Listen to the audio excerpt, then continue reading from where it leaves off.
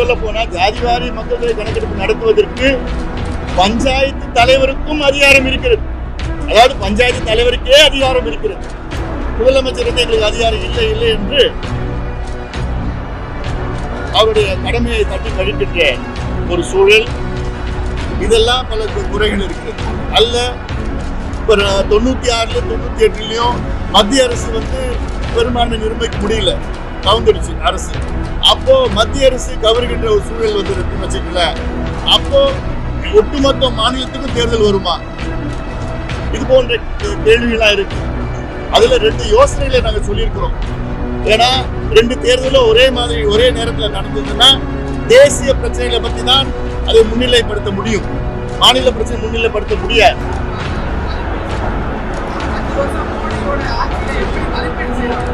எப்படியோ வரணும்னு வாயில வரணும்னு பாக்குறீங்க.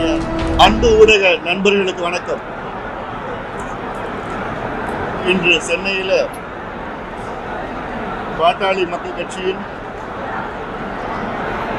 சிறப்பு பொதுக்குழு நடைபெற்றது. இந்த பொதுக்குழுவில் மருத்துவர் ஐயா அவர்கள் தலைமையில் 25 தீர்மானங்கள் நிறைவேற்றப்பட்டது. குறிப்பாக தமிழ்நாட்டில் சாதிவாரி மக்கள் தொகை கணக்கெடுப்பு நடத்த வேண்டும் என, வன்னியர்களுக்கு 10.5 விழுக்காடு இடஒதுக்கீடு கொடுக்க வேண்டும் என, மேகதாது அணை பற்றி, முல்லை பெரியார் அணை பிரச்சனை பற்றி, வறட்சி நிவாரணம், வெள்ள நிவாரணம், ஆன்லைன் கேம்பிளிங், மது விலக்கு, கஞ்சா ஒழிப்பு, தமிழ்நாட்டில் தொழிற்சாலைகள் தமிழர்களுக்கு வேலை வாய்ப்பு, சென்னை கோயம்பேடு பேருந்து நிலையத்தில் பொது பூங்காவை அமைத்தல், தமிழக மீனவர்களை பற்றி பிரச்சனைகள், விளைநிலங்களை அரசு கையகப்படுத்தக்கூடாது, NLC பற்றி, சிப்காட் பற்றி, இது போன்ற கிட்டத்தட்ட 24 தீர்மானங்கள் நிறைவேற்றப்பட்டது. 25வது தீர்மானமாக அரசியல் தீர்மானம் நிறைவேற்றப்பட்டது. இந்த அரசியல் தீர்மானத்தில் கடந்த காலத்தில் பாட்டாளி மக்கள் கட்சி மக்களவை தொகுதியில் வெற்றி பெற்று அதிக அளவில் நாடாளுமன்ற உறுப்பினர்கள் டெல்லிக்கு சென்றால் தமிழ்நாட்டின் பிரச்சனைகளை தீர்க்கின்ற வகையில்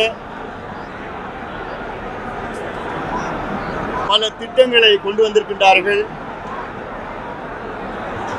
இந்தியாவுக்கு திட்டங்களை கொண்டு வந்திருக்கின்றார்கள். அந்த அடிப்படையில் வருகின்ற மக்களவை தேர்தலில் பாட்டாளி மக்கள் கட்சி மிகப்பெரிய வெற்றியை பெற வேண்டும். அதற்கேற்ப வியூகங்களையும்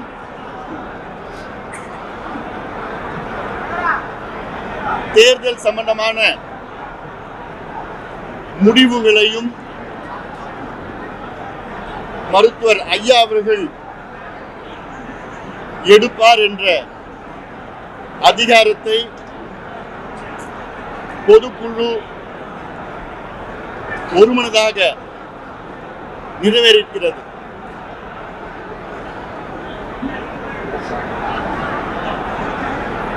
அதனால் ஊடக நண்பர்கள் நீங்களும் ஆவலாக இருக்கிறீர்கள்.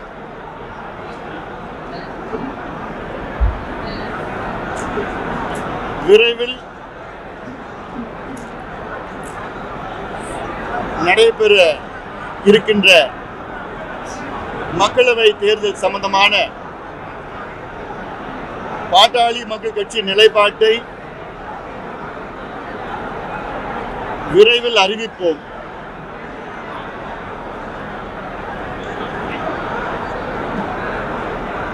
எங்களுக்கு பல இலக்குகள் இருக்கிறது. தமிழ்நாட்டை முன்னேற்ற வேண்டும், தமிழ்நாட்டில் சமூக நீதியை நிலைநாட்ட வேண்டும், தமிழ்நாட்டின் பிரச்சனைகளுக்கு குறிப்பாக நீர் பிரச்சனைகள், அதே போன்று எல்லை பிரச்சனைகள், நீர் மேலாண்மை திட்டங்கள், அந்த மதுவிலக்கு, கஞ்சா ஒழிப்பு, இது போன்ற இளைஞர்களை பாதிக்கக்கூடிய கொடிய பிரச்சனைகளை தீர்க்க வேண்டும். தமிழ்நாட்டில் பாட்டாளி மக்கள் கட்சி ஆட்சி நடைபெற வேண்டும் என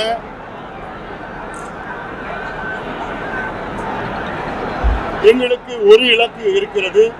பல இலக்குகளில் அது ஒரு இலக்கு. அந்த அடிப்படையில் இப்பொழுது நடைபெற இருக்கின்ற மக்களவை தேர்தலில் அதற்கேற்ப வியூகங்களை நாங்கள் அமைப்போம். அந்த முடிவுகள் விரைவில் நாங்கள் அறிவிப்போம். கேள்விகள் ஏதாவது இருக்கா?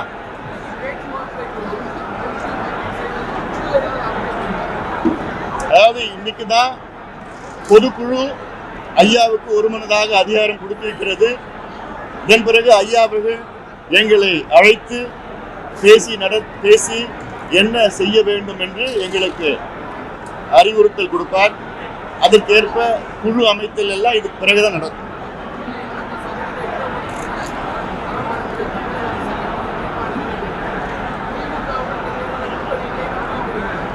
அதாவது இந்த நிலைப்பாட்டை நாங்க இப்ப மட்டும் எடுக்கல, கடந்த 2 ஆண்டு காலமாக இதே நிலைப்பாட்டில் தான் இருக்கிறோம். எங்களுக்கு மிகப்பெரிய ஒரு ஏமாற்றம். இது ஏதோ ஒரு சமுதாய ஏமாற்றல, சமூக நீதியை ஏமாத்திருக்கிறார். அதே போன்று ஜாதிவாரி மக்கள் தொகை கணக்கெடுப்பு பீகாரிலே நடத்தப்பட்டு, கர்நாடகாவில் முடிக்கப்பட்டு, ஆந்திராவில் கிட்டத்தட்ட பாதி முடிச்சிருக்கிறாங்க, தெலுங்கானாவில் இன்னும் ஒரு 10-15 நாள் அறிவிக்க போறாங்க. ஆனாலும் இங்கே எங்களுக்கு அதிகாரம் இல்லை என்று முதலமைச்சர் சொல்வதெல்லாம் ஏற்றுக்கொள்ள முடியாது. அதிகாரம் இருக்கிறது, சட்டம் இருக்கிறது. இன்னும் சொல்ல போனா ஜாதிவாரி மக்கள் தொகை கணக்கெடுப்பு நடத்துவதற்கு பஞ்சாயத்து தலைவருக்கும் அதிகாரம் இருக்கிறது. அதாவது பஞ்சாயத்து தலைவருக்கே அதிகாரம் இருக்கிறது, உள்ளாட்சி மன்றங்களுக்கு அதிகாரம் இருக்கிறது, சட்டமன்றத்திற்கு அதிகாரம் இருக்கிறது, மாநில அரசுக்கு அதிகாரம் இருக்கிறது, மத்திய அரசுக்கு அதிகாரம் இருக்கிறது. இந்தியன் ஸ்டாட்டிஸ்டிக்கல் ஆக்ட் 2008 படி முதலமைச்சர் எங்களுக்கு அதிகாரம் இல்லை இல்லை என்று அவருடைய கடமையை தட்டி கழிக்கின்ற ஒரு சூழல். அதுக்காக எங்களுடைய மருத்துவர் ஐயாவில் நேரடியாக பார்த்தோம், எந்த ஒரு முடிவும் எடுக்கல. அதனால இது சமூக நீதி பிரச்சனை.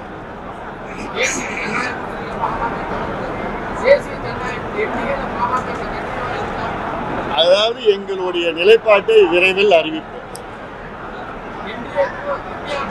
எங்களுடைய நிலைப்பாட்டை விரைவில் அறிவிப்போம்.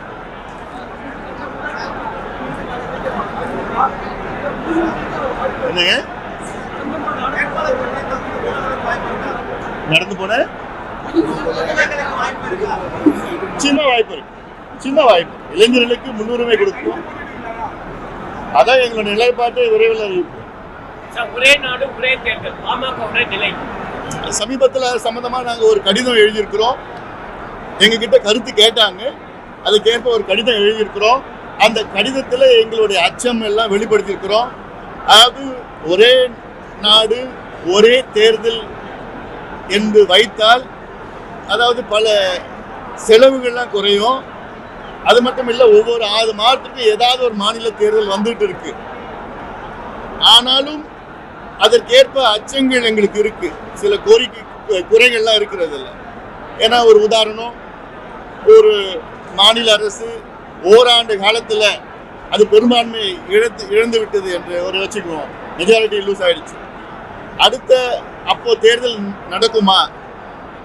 அந்த தேர்தல் நடந்தா அடுத்த 4 ஆண்டு காலம் தான் வருமா, இல்ல 5 ஆண்டு காலத்துக்கு தேர்தல் வருமா? இதெல்லாம் பல குறைகள் இருக்கிறது. அல்ல 96 98 மத்திய அரசு பெரும்பான்மை நிர்ணயிக்க முடியல, கவுந்துடுச்சு அரசு. அப்போ மத்திய அரசு கவருகின்ற ஒரு சூழல் வந்துருக்குன்னு வச்சுக்கல. அப்போ ஒட்டுமொத்த மாநிலத்துக்கும் தேர்தல் வருமா? இது போன்ற கேள்விகள்லாம் இருக்கு. அதுல 2 யோசனைகளை நாங்க சொல்லியிருக்கிறோம்.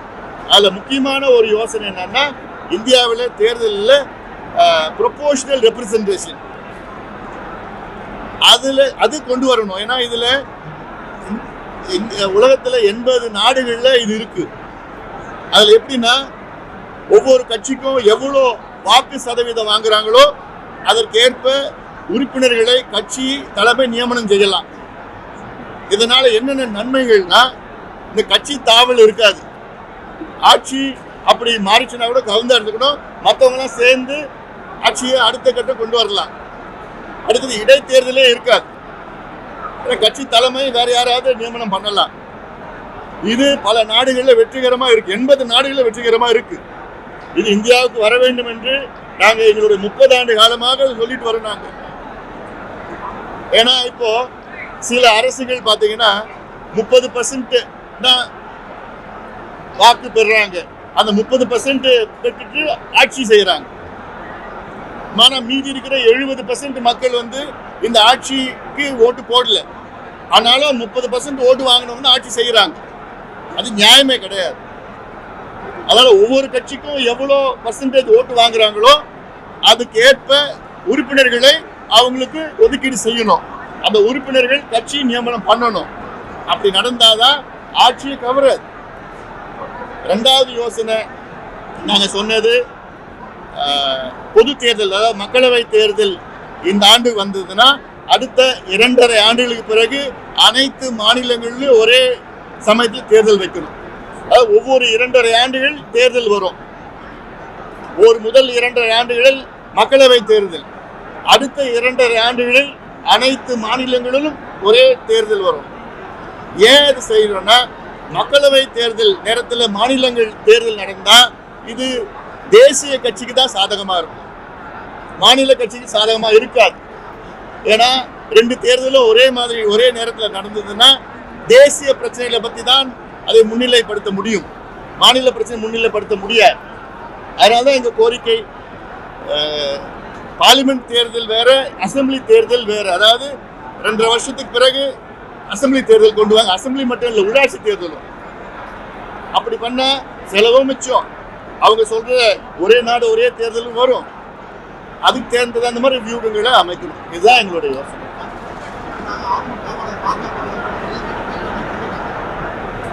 நடத்திட்டு போட்டோம்.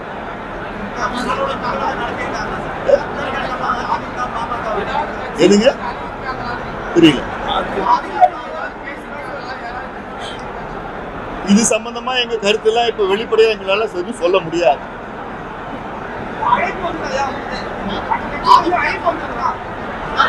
வந்திருக்கலாம். அதாவது நான் சொல்லியிருக்கல, வந்திருக்கலாம். அதாவது பொதுவா நான் சொல்றேன், எந்த கட்சியும் நான் சொல்லலை. நான் பொதுவான முறையில் நான் சொல்றேன்.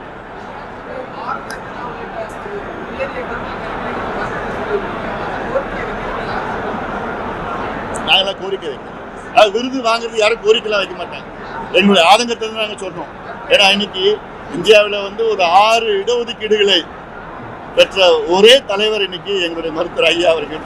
மது விலக்குனா ஐயா தான், புகையிலை ஒழிப்புனா ஐயா தான், நீர் மேலாண்மை தான் ஐயா தான், சுற்றுச்சூழல் பிரச்சனைகள் தான் ஐயா தான், காலநிலை மாற்றம், பருவநிலை மாற்றம் விழிப்புணர்வு தான் ஐயா தான், விவசாயிகள் பிரச்சனை தான் ஐயா தான், விவசாய பட்ஜெட்னு ஐயா தான். இப்படி எவ்வளோ செஞ்சிருக்கிற ஐயாவுக்கு இன்னும் சரியான முறையில் அங்கீகாரம் வரலன்னு அந்த ஒரு ஆதங்கத்தை தான் நான் சொல்றேன். தவிர யாருக்கும் நாங்கள் போய் எங்களுக்கு விருது கொடுங்கலாம் கேட்க மாட்டோம், கேட்க போகிறது கிடையாது.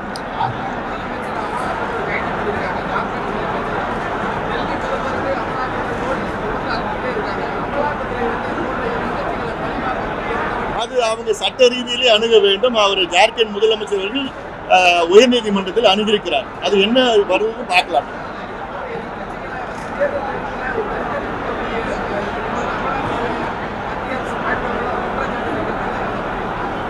அதை பத்தி அவங்க தரப்புல வந்து அது ஒரு குறையா சொல்லிட்டு இருக்கிறாங்க. அது சட்ட ரீதியில அணுக வேண்டும். எதுங்க? அதான் இன்னைக்கு எனக்கு அது தெரியல. நான் பட்ஜெட் நான் இங்கே பொதுக்குழுல இருந்தாலும் எனக்கு தெரியல. அதுக்கு தெரிஞ்சதுக்கு அப்புறம் நான் பதில் சொல்றேன். இன்னைக்கு பட்ஜெட் சம்பந்தமா, இடைக்கால பட்ஜெட் சம்பந்தமா.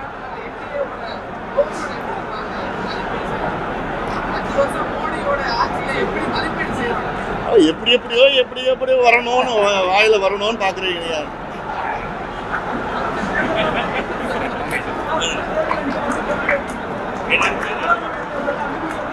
கட்சி முடிவெடுக்கும். நன்றி.